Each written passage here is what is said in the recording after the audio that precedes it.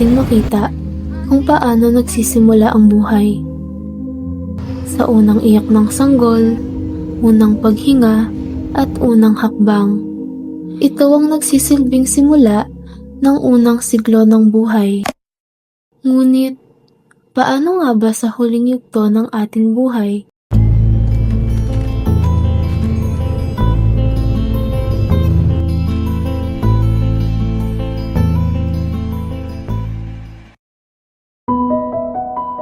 Ang wakas ng bawat indibidwal ay kamatayan.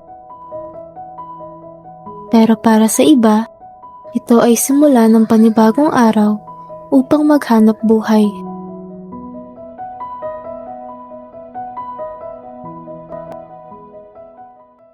Ako si Bert, sa akong embalmer. Katrabaho sa Ilagan. Alas 6:30 pa lamang ng umaga, nagigising na si Kuya Bert upang maghanda sa panibagong araw ng trabaho. Bago pa man magsimula ang kanyang araw, dumadaan muna siya sa tindahan upang bumili ng pandesal, simpleng almusal para sa kanyang pamilya. Sa ganitong oras, madalas ay mahimbing pa ang tulog ng kanyang mga anak, kaya tahimik lang nilang inihahanda ang umagahan nilang mag-asawa. Halos 12 taon na sa ganitong larangan si Kuya Bert. Ayon sa kanya, sanay na siya sa araw-araw na gawain. Gumising ng maaga, maghanda ng mga kagamitan, at maghintay sa mga kliyente na kailangan asikasuhin. Tahimik, direkta, at walang reklamo. Simula na ang trabaho ni Kuya Bert. Dahil araw-araw, may naghihintay sa kanya.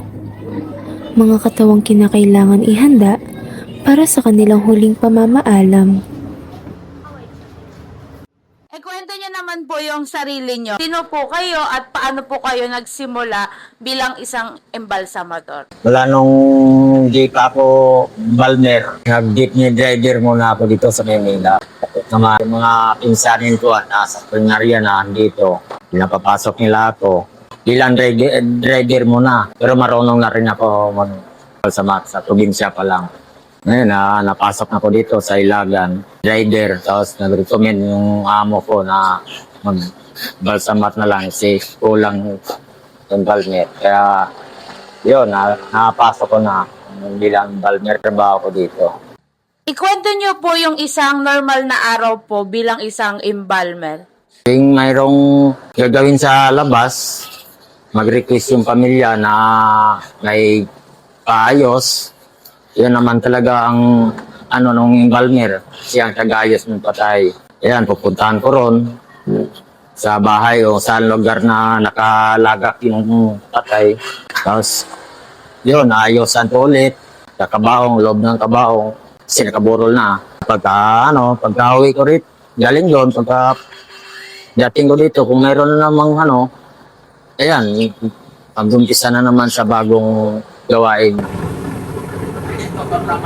Ayon sa Philippine Statistics Authority, umabot na sa mahigit 112 million ang populasyon ng Pilipinas noong 2024. Kasabay nito, naitala ang mahigit 701,000 na pagkamatay o humigit kumulang 1,918 kada araw. Dahil dito, mahalaga ang pagkakaroon ng mga lisensyadong embalsamador upang matugunan ang pangangailangan ng bansa. Ayon sa Presidential Decree 856, ang wastong sertipikasyon ay mahalaga hindi lamang bilang legal na kinakailangan, kundi bilang patunay na ang bawat limaong katawan ay inaalagaan ng tama. Paano po yung proseso hanggang simula po hanggang dulo po ng pag-iimbalsa po? Tatanggalin sa body bag, body patay, tapos hubaran ng lahat kasi kapaliguan mo na. Lilinisan mo na. Nalinisan na. Yan, mag-open ako ng artery doon sa ugat ng body para doon ipapasok yung formalin. Gamit ko yung bomba. May bomba ko na para maitulak yung formalin sa loob ng katawan. Malagay na yung 2 bote na mixture na siya. 2 boteng formalin. Yan, i-steam mo na siguro mga 10 minutes to 15 minutes, saksyon na naman yung malinsya ng dugo. Ngayon, ipapatuyuin yung patay para bago bisa. Pagkabihis na, malinis na siya, yan, ilalagay ko na sa kabao. Tapos yung driver na available, yun ang maghati doon sa kanilang bahay.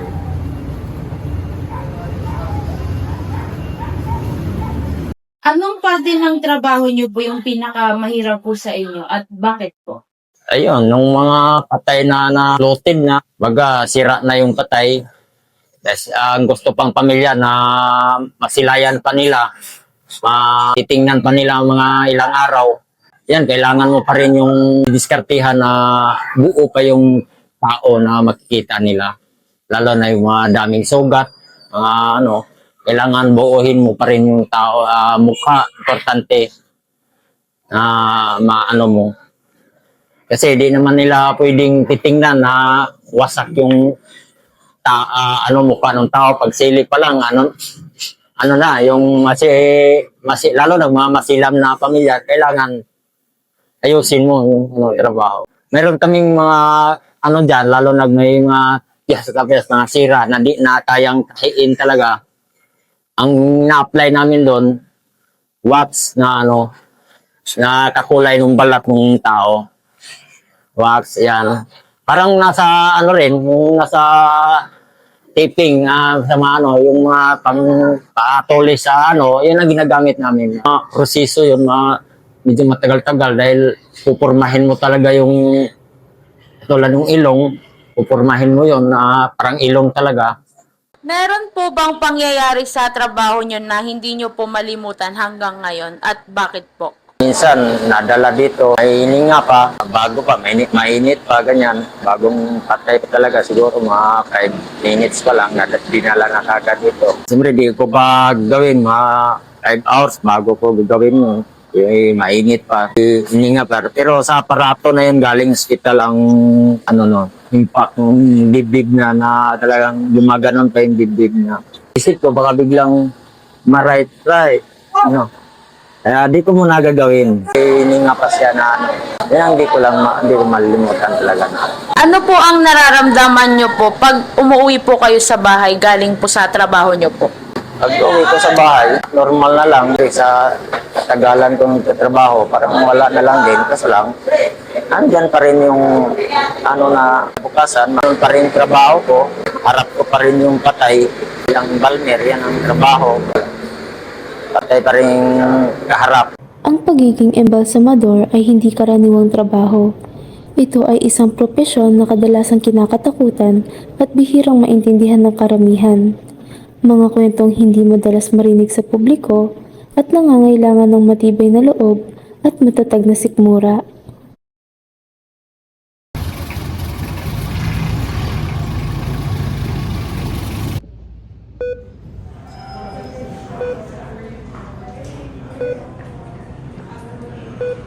Ako si Miss May De Jesus. Ako yung head nurse ng Critical Care Unit, Critical Care Complex. Complex na tayo. So, bali 20 years in service sa Mary Johnston Hospital. So bilang ICU nurse po, paano niyo po nakikita yung proseso ng pagpapaalam kapag malapit na po mamatay ang isang pasyente? Actually kasi, meron tayong mga tinatawag na brain dead, yung mga ganun. So, sa tagal namin, alam na namin yung mga kailangan bantayan. Lahat yon ginagawa ng pinaka-attending physician. So, pinaprime. Ang tawag namin ng priming. Pinaprime na yung mga relatives. Although, everyday naman, from time to time, parang pinaprime sila kung anong situation. Pero, may mga times din na hindi mo rin alam kung, lalo na yung mga MI patient natin, mga sudden death na hindi natin ma-prevent. Ano po yung proseso po ng pagpaprime po ng mga relatives? Actually, ang priming is nire-ready mo yung mga relative na matanggap nila yung situation. So, doon din nila sinasabi kung nagawa na natin lahat, na-maximize mo na yung mga medical natin. Bago po mapunta sa isang embalmer po o funeral service po yung katawan po, ano yung nangyayari po muna dito sa ICU? Meron tayong tinatawag na postmortem care. So, mapapag-aralan nyo yun.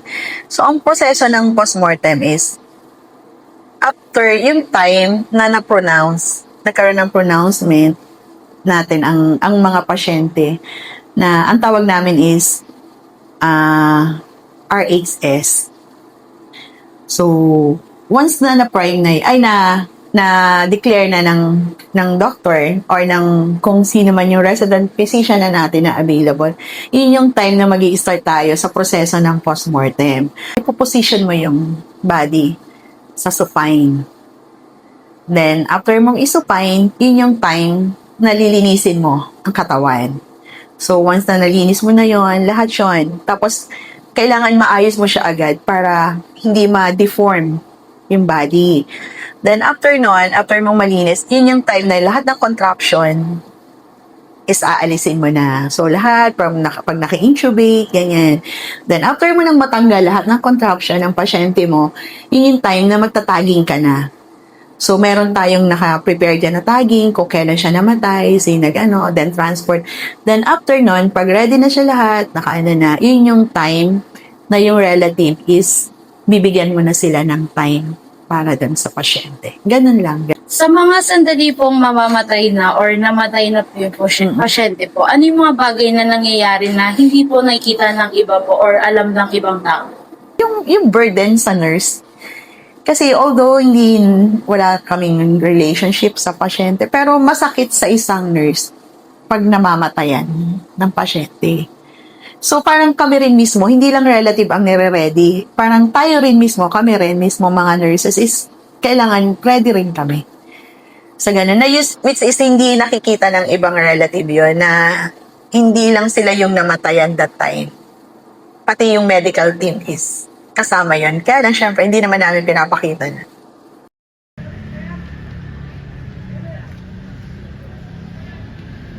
Ano pong ginagamit nyo para protektahan po yung sarili nyo habang nagtatrabaho po kayo laban po sa formalin? Ipron, normally naman talaga ng mag-ipron, pero hindi na sa pag-ingat. Kaya minsan, hindi na ako nag-ipron.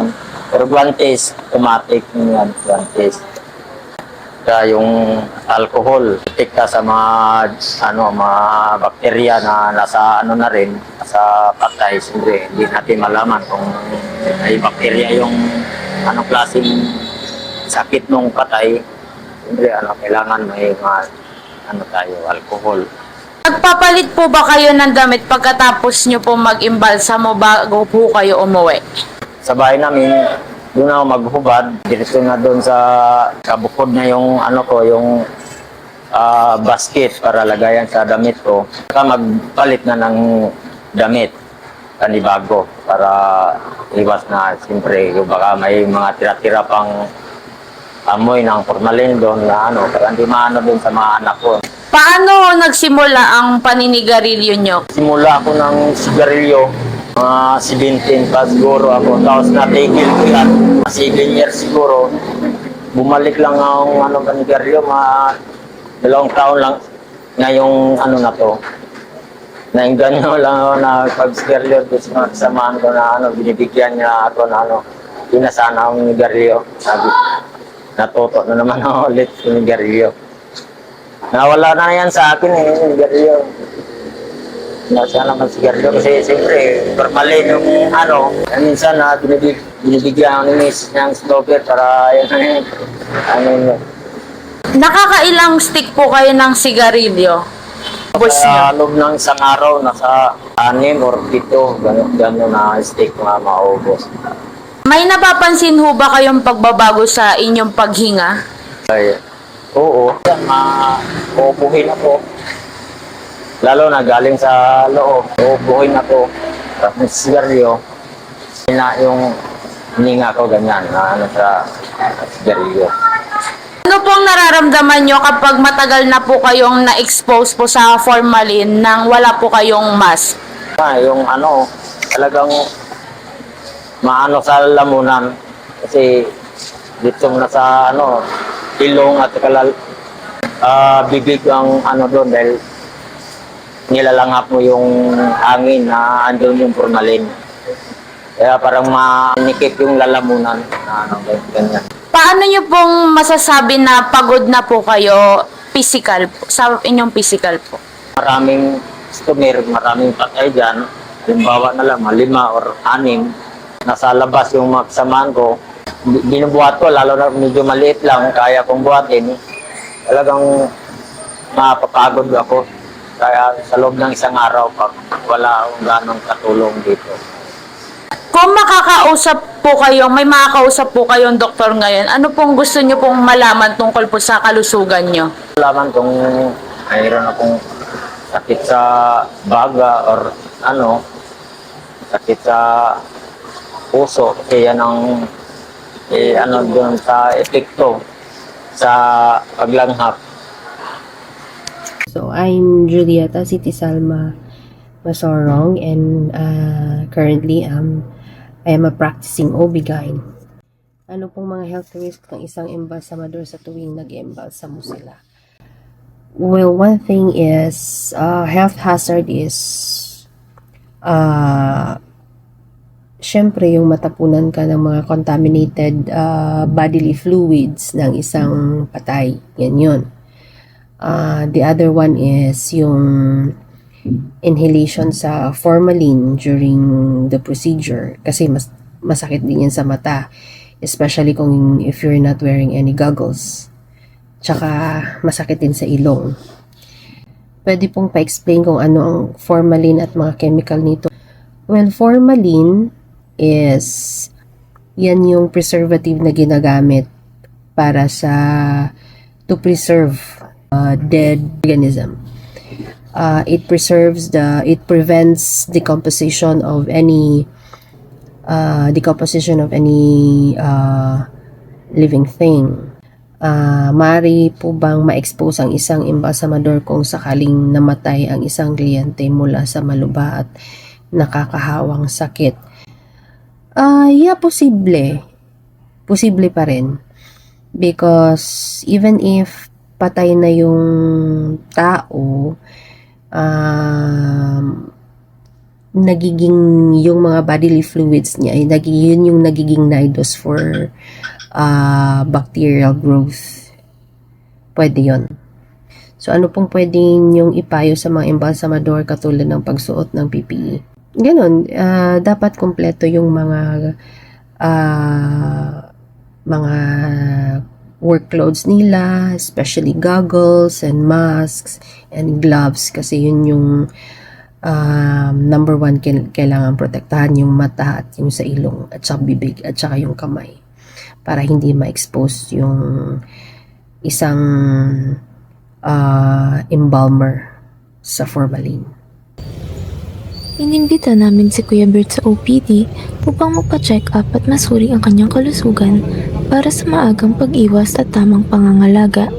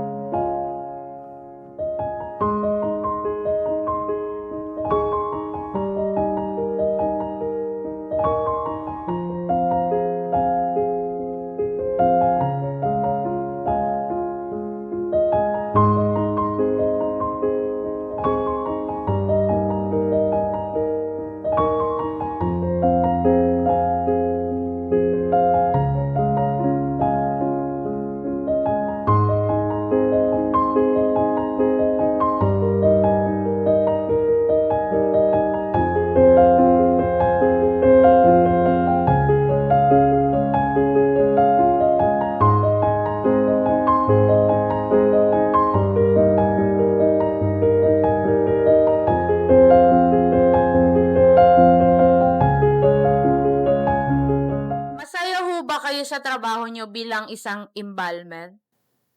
O masaya naman. Diyan na rin kumukuha ng pang-araw-araw na ano, sa pagkain. yung pira, doon na rin kumukuha para masuportahan ko yung pamilya ko. Kasaya na din sa trabaho bilang iba't. May mga tumatak po ba sa inyo na nangyari po sa inyo bilang embalmer na hindi po mabigat o naging masaya ho kayo? Masaya ako sa ginagawa ko, lalo na napasalamatan ako ng mga pamilya. Nagbibigay sila minsan ng pera. Masaya ako at saka sinasabihan ko rin na kung namatay nila na inaayos ko. Kung anong request nila, sinusunod ko. Ganyan. Salamat din sa pamilya. Ano ho ang gusto nyong maunawaan ng mga tao tungkol sa pagiging embalmer po? Naunawaan ko yung emosyon ng tao, yung namatayan nila. Kaya hindi ko inano yung mga minsan magalit talaga yung magalit na pamilya na dapat yun ang ayusin. Kaya naunawaan ko sila na hindi natin maiwasan na minsan sila magagalit yun. Ano hong nararamdaman nyo po ngayon habang ibinabahagi nyo po yung kwento nyo bilang isang embalmer? Tao lang naman din ako. Walang problema sa akin na binabahagi ko sa inyo na ako isang balmer sa trabaho ko. Sa akin, proud naman din ako sa trabaho ko. Para ho sa mga manonood po netong film po, anong mensahe nyo po sa kanila? Minsan ko lang sa lahat. Sana maunawaan niyo po na sa lahat ng trabaho ng bilang embalmer, ganon talaga yung trabaho namin. Ready naman namin inaayos naman namin at nirespeto namin yung patay. Kahit saan man, nasa bahay man or nasa chapel, wala pala dito sa morgue, inaayos namin. Ganda naman yung trabaho ng bilang embalmer, marangal naman po.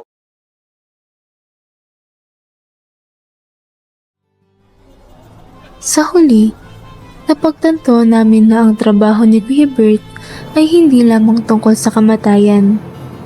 Ito ay tungkol sa respeto, pag-aaruga, at pagbibigay dignidad sa isang taong minsang nabuhay at minahal. Sa bawat katawang kanyang inaayos, may isang pamilyang unti-unting nagpapaalam. At sa tahimik niyang paraan, natutulungan niyang gawing mas magaan ang isa sa pinakamabigat na sandali sa buhay ng tao. Maaaring hindi man madalas makita o mapansin ang mga taong tulad ni Kuya Bert, ngunit sila ang mga taong kasama natin sa huling yugto ng ating kwento. Mga taong handang humawak sa mga naiwan nating alaala upang ang huling pagkikita ay maging maayos, payapa at puno pa rin ng pagmamahal.